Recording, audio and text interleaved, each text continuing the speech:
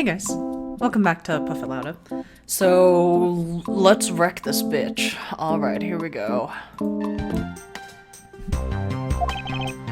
Mr. Portsman, I've finished processing the bloody letters, sir. Alright, let me take a gander at it. Pass it here. The Vala, I don't know. Okay, looking good. You there, take good care of this. Oh no, Gumshoe. Well, if it isn't Detective Gumshoe. End of the line for you, Portsman. We've got you now. Call off your dog, Mr. Edgeworth. Is this some kind of joke? It's no joke. We know, Mr. Jack Portsman, that you are the guilty party in this case.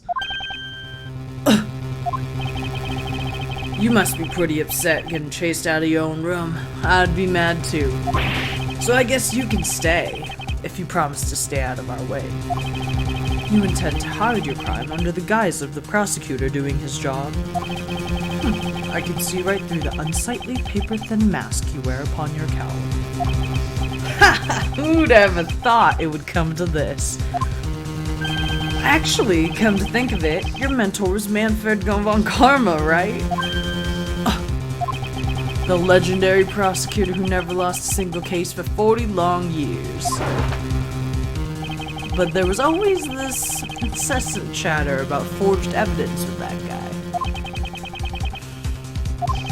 guy. Really teaches me I've got to stay on the lookout for false accusations, you know? Are you done trying to play mind games with me? Because they won't work. The only thing you should be using with that mouth of yours, for now, is explaining yourself. Although that, too, will only dig your hole deeper. Either way, your game is up. Well, are we full of ourselves? Even though you've yet to prove anything. I have no idea what sort of harebrained idea you have in mind, but there's a mountain of evidence that points away from me being the culprit. Besides, how may I ask, do you propose I unlocked your door and got in here? Look, I feel bad for doing this to you, but I've got work to do, so we're done here. Wow. Sorry, but we're not finished yet. Boy, you're stubborn. I suppose you're basing your accusations on something? I'll show you what I'm basing my accusation on, with evidence. Yeah, you're a jerk. Okay. Let's wreck this dude. I have no idea what sort of harebrained idea you have in mind. What's the mountain of evidence? How do you propose I unlock the door and got in here? Okay. Well, let's see. I'm pretty sure it's this, just because Maggie's testimony, but I'm gonna press this just in case. Hold it! Unfortunately, I believe I've already shown how earlier. Your speculations mean nothing, as I still insist I could not gain access to your room. What should I do now? Should I raise an objection? Raise an objection. You claim to have had no way to open my door. However, is this really the honest truth?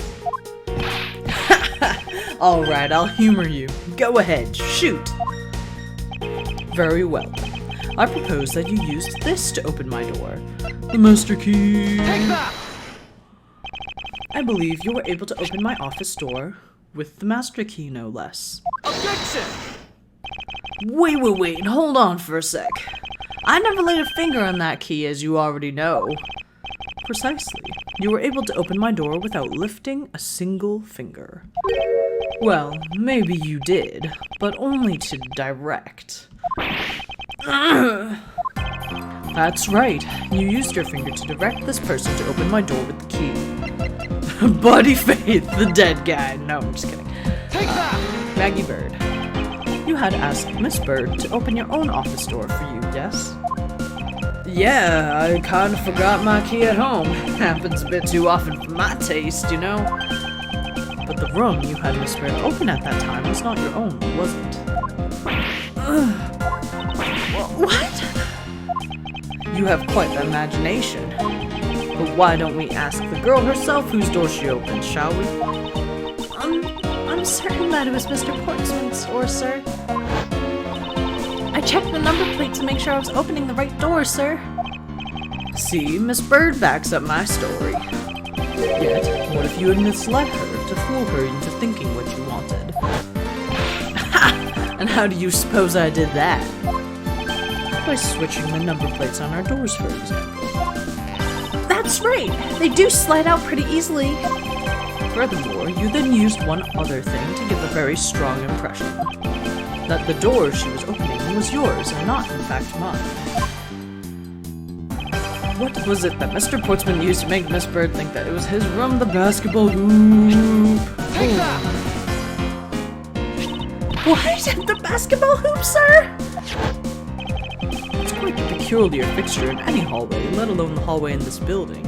Also, note that you can't play basketball. The ceiling's right there. I don't know how you dunk. Oh, whatever. Which is why it left an unusually strong impression on you. It's an object, perfectly suited to sit just outside the office of a peculiar prosecutor. That's very true, sir, because there was a basketball hoop sitting there. I thought the door I was opening had to be Mr. Portsman's. There are signs that the hoop had been moved. To sit in front of my office, to be sure. I see. So that's how you throw suspicion on people. Thanks for the tip. But I think your conjecture's a little off the racetrack. All these friggin' sports puns. Now you're just spouting nonsense. I had the girl open my office door. After that, I was in my room the entire time. You don't have a single reason to suspect me. Okay, you're such a liar. There was a note. So he intends to claim his innocence to the end, does he? I'm pure as innocent as my jacket.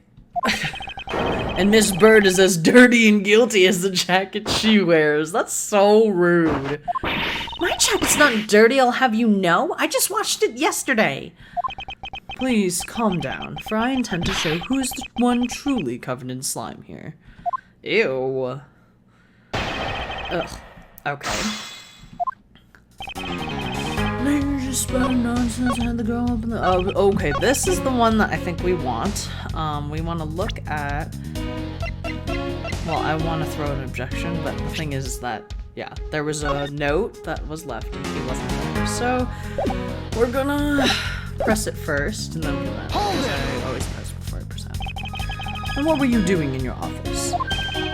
I was doing my usual training regimen. Training regimen? Were you going through your law books, Burks, from start to finish?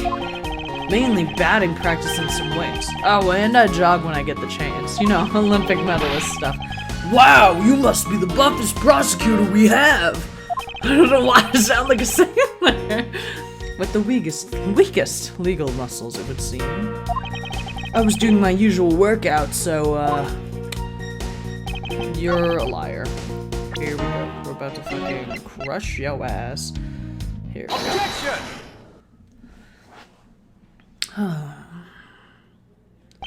That was a lie.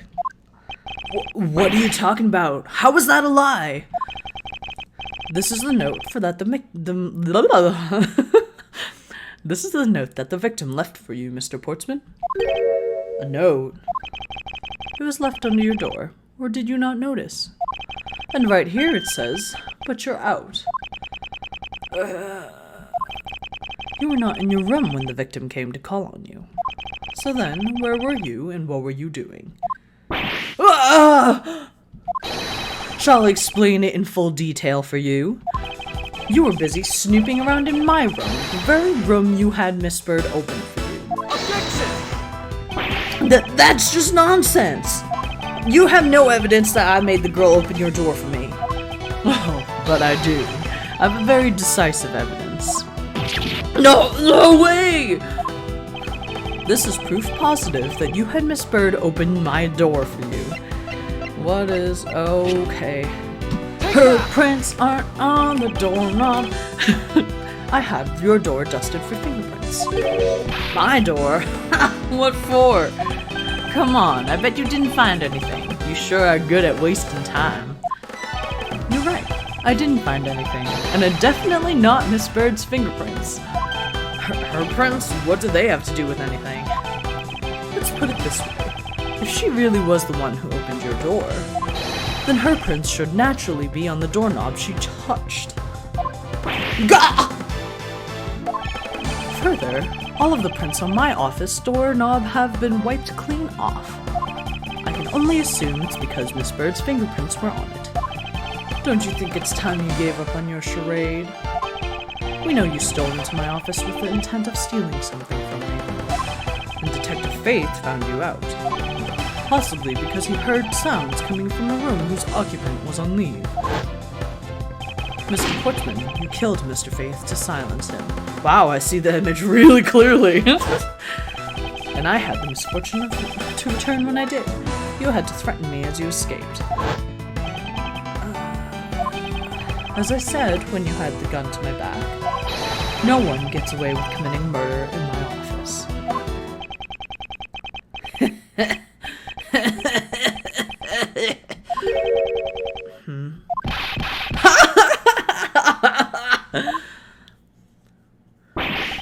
Just what's so funny, pal? Well, that look of stiff seriousness in the face of the office's finest prosecutor, as he makes a huge mistake and accusing me is just simply too much to bear. There's just nothing else like it in the world. What? Mr. Edgeworth just explained it all, and he even backed it up. You're the murderer! Stop trying to be slippery and just admit to the crime already! And as I said earlier, it's also circumstantial, so full of conjecture. You say you checked my doorknob for prints? Well, I can readily confess that I wiped the knob down well. Huh? I'm a little obsessive-compulsive, you see. OCD, you know? I didn't want to touch a doorknob that you had touched. You're disgusting. Which is why I wiped the knob down as soon as I could after you opened the door. After that, it makes perfect sense that only Jim's and my own prints would be on there. You made that up just now, didn't you? Furthermore, as for the note Jim left me, do you know exactly when that was? For all we know, he could have left it there before I arrived at the office. Like, early evening, for example. Are you saying you failed to notice a note in your doorway? Hey, even geniuses fail at times. I was probably too preoccupied by work-related matters, although that's no excuse. And that's just a flat-out lie! There's no way you didn't notice a note that size. But you can't prove that, can you? Say something, Mr. Edgeworth! Back me up here, sir! Portsman makes a good point. I can't prove that he simply didn't just overlook it. Besides, I have an airtight alibi. Airtight, you say? I only realized I had one just now as we were talking. I guess it would have been better for all of us if I had told you sooner. Oh, Lord. If memory serves, you came back to this office at around 2 a.m., correct? And it was then that you had the unfortunate confrontation at gunpoint with the culprit. But at exactly that time, I was down at Criminal Affairs. Ask around. I'm sure the other detectives will cooperate with my story. It's the perfect alibi. Oh no. Do you really think it's that perfect? Like I said, I don't care. Ask around all you like. You'll see for yourself. Detective Gumshoe? Sir, yes, sir. I'll go check out his alibi, sir. Be right back. Whee! Oh no. Mr. Edgeworth, sir. I think we're in trouble. It's just as Mr. Portsman said. The guys down in Criminal Affairs said they saw him at around 2 a.m. You see? All of the evidence points to him being the culprit. So there must be a contradictory point in his alibi somewhere. Well, we'll press everything, I suppose. Might as well. You are correct. It was around 2 a.m. Are you sure? It's really important to me that you're spot on with the time. Wow, you're such a douche. I remember checking my watch then, and make no mistake, it was 2. Ooh, giving testimony like a pro. Okay, so you came back to your office at 2. Hold it! It is as you say, however. Yes, however, you're the only one who claims to have bumped into the culprit. So tell me, did you see the person's face? Was it me who you saw? It was pitch black, so I couldn't actually see. Objection!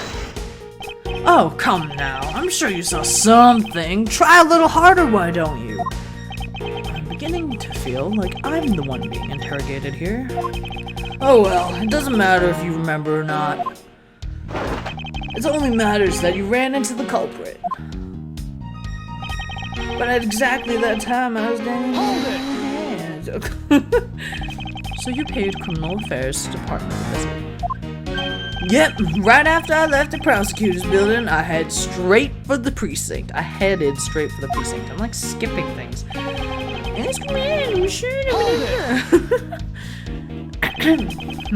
Well, we did go and ask around to confirm your testimony. And it was just as I said, right? Yes, sir. A number of detectives said that they saw you at around that time. See, I have the perfect alibi. That's the ace I had up my sleeve. Arrgh! Impossible. He actually does have the perfect alibi. What's wrong? Why the sudden sullen look on your face? Can't you say anything back, Mr. Edgeworth? I think we've reached the end of the line and it's time to get off this crazy train. You there. Sir! Please escort the young lady out, but remember, be gentle. Maggie! Detective Gumshoe! Oh no. Is there nothing I can do? There must be a way to turn this situation around. If only I had a clue. Did I miss something that can help me cast doubt on his alibi? I need to calmly think this through one more time, and with logic. Enter logic. Woohoo! Okay.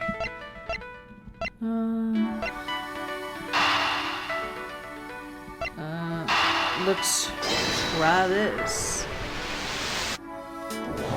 It worked! Evidence points to the shelves being disturbed once before and once after the murder. But who is it to say that the person who did it the second time is the same as the first? Which could mean that there was another person who paid a visit to my office tonight. And another person means another handgun, which then means... that everything makes sense! If, indeed, there were 2 culprits, then that would resolve the contradiction behind our murder weapon. Despite the fact that there are 2 bullets here in this room, the murder weapon only showed signs of being fired once, leaving the possibility that the other bullet was fired from the other visitor's gun.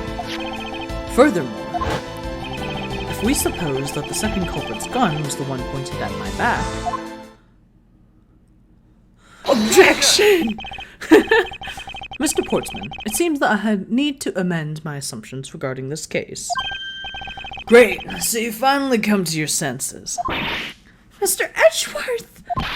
Sir, what are you saying? This has been a big misunderstanding on my part from the start. I had assumed that the person I ran into was the killer, but that might not be the case. What do you mean? The person I ran into was just your average thief. A thief? But, sir, doesn't that cause some sort of contradiction in the facts? Not at all. It simply means that the killer was someone else. And it means that in actuality, 2 culprits stole into my office tonight. What do you mean 2? It explains both why my shelves were disturbed twice and how there were 2 guns. Mr. Portsman tricked Miss Bird and gained entry into my office. Objection! Now you're just leading the argument. You still don't have any actual proof, you know. if you could please go along with my hypothetical scenario for now, Mr. Portsman. In the end, if you really are innocent, you should have nothing to worry about. Now then, returning to my scenario, Mr. Portsman was out to steal something from me. Which is why he checked my secret safe and ransacked my shelves. This is the first time. So then, this would be when the files were put back in the wrong order, right? Correct. And then, just when he was about to look somewhere else, who should walk in but his own partner, Mr. Faith. But why did Mr. Faith come into your room, sir? He probably had business with Mr. Portsman, which is why he was in the area. But that's when he noticed some sounds coming from my office would be my guess. Oh, because you were supposed to be away, right? And he must have thought it was odd, so he came into the office to check it out. Correct. And as a detective, that was the right thing to do. But But when he came in, he found his own partner standing there. they psyched me out. Because it was Mr. Portsman, Mr. Faith probably let his guard down. But Mr. Portsman was not so merciful as to let him leave alive. He waited for the chance and stole Mr. Faith's gun from him, and then I'm just laughing because I'm just imagining Mr. Portsman sitting there like, what the hell, guys? I'm innocent. And they're just like trashing on him. Oh boy. He killed him. He silenced Mr. Faith for catching him in the act of stealing.